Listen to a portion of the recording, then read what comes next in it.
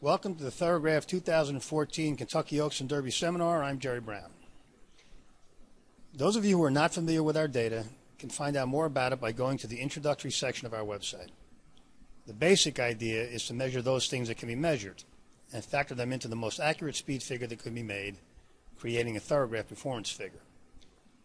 So ground lost or saved on turns as well as weight carried is already factored into the figures for previous races, with 5 pounds worth 1 point on Thoro-Graph scale.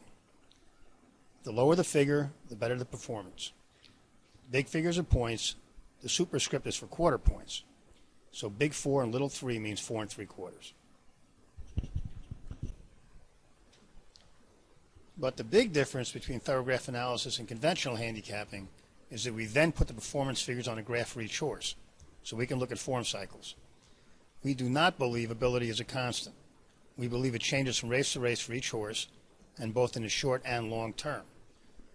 Each column on the Thoro-Graph is a year, with the calendar starting at the bottom and going up as the year goes on.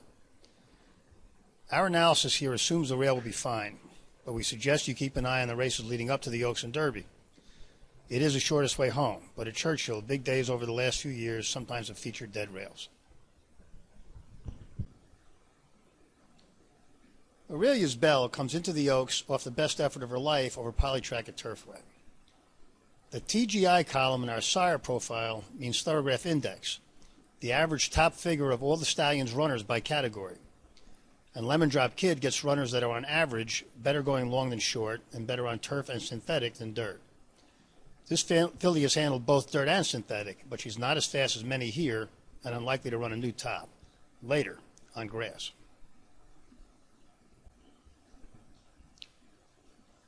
Empress of Midway has been way too slow to compete against these, and since none of her siblings or her dam has broken 7, there's no reason to expect a jump. Fashion Plate got down to a good figure for a 2-year-old filly, but hasn't gotten better since, winning 2 big ones without running very fast. In general, the California fillies are poor this year and will be overbet here. Got Lucky showed moderate ability last year, improved some right away at Gulfstream, and leveled off. She comes up a little short of competitive on ability against these, and the feeling here is if she was going to improve significantly soon, that last one would have been better. Kiss Moon is out of a mare that was late developing, has a good half-sister that was very late developing, and is trained by a guy who doesn't push his young horses at all. She put in a good effort in March that was concealed by a wide trip, then moved forward again last time with blinkers, earning the best figure in the fantasy. We think this filly has a future, but it's hard to tell what she will do in the short term. With only 3 weeks rest, she's unlikely to go forward much, if at all, off the 2 new tops, but she could get into the exotics. My Miss Sophia exploded with a huge figure in her second start and didn't go back much when trying 2 turns last time.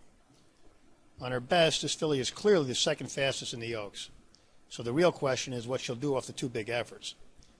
A big top followed by a 2-point backward move, an 0-2, is often a precursor to a non-effort, which is an X, but it's tough to know what constitutes a big effort for a young, lightly raced horse. On balance, just because of number power, we have to consider My Miss Sophia the second most likely winner.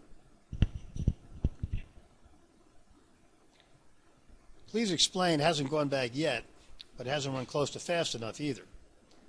This one has a sibling that got much better with age, so maybe someday, but not today. Ria Antonia showed a nice forward-moving pattern last year, but wasn't that fast, and hasn't got any better at 3, while the rest of the division has. She could finally be ready for a new top, but she's slow in this field, so even a 2-point jump won't help that much. Rosalind was strong and solid last year, running her best race on both dirt and synthetics. She jumped forward last time at Keeneland, but there are some reasons to think she may not bounce now. She was able to fire big ones without bouncing last year, and McPeak's barn is waking up all of a sudden.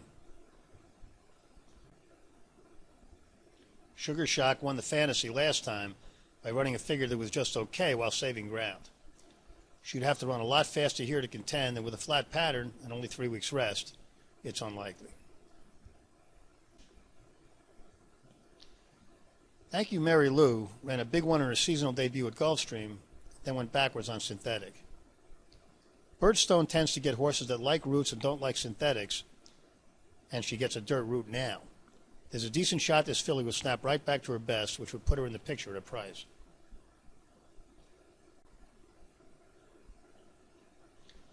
Unbridled Forever is out of a mare who won this race a few years ago, so you know they've been thinking about the Oaks since she first showed real ability.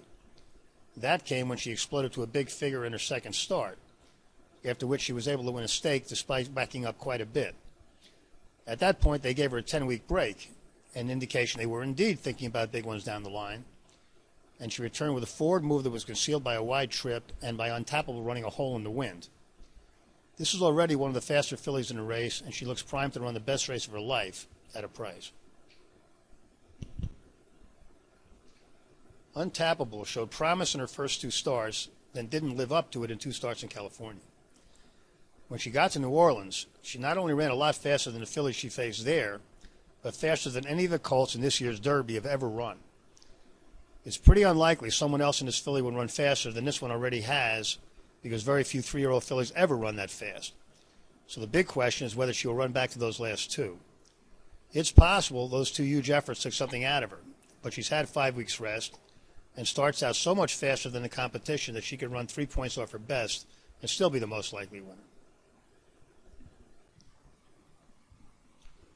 My Miss Sophia and Untappable drew wide, which would ordinarily be a disadvantage with a good-sized field at this distance. But there was a pronounced dead rail at Churchill on Tuesday, so it'll be very important to watch the undercard races carefully. The Oaks can be divided into 4 groups. The first is the largest, with the ones we're not interested in using at all: Aurelia's Belle, Empress of Midway, Fashion Plate, Got Lucky, Please Explain, Rhea Antonia, and Sugar Shock.